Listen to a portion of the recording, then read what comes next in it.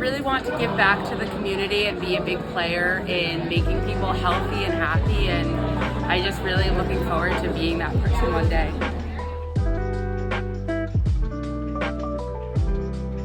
I think today's event was really informative. I think it opened my eyes into getting actually into the profession, and I think it marks a milestone moment in our journey to becoming doctors. Yeah, today's event was really inspirational, and getting this equipment, it's a really big step for a lot of us, so it really starts to feel real now.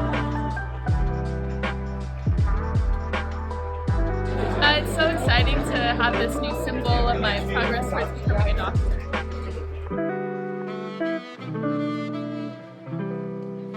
It was very inspiring. It gave a lot of insightful advice about how to navigate the medical journey and how to better interact with patients and prosper in the community.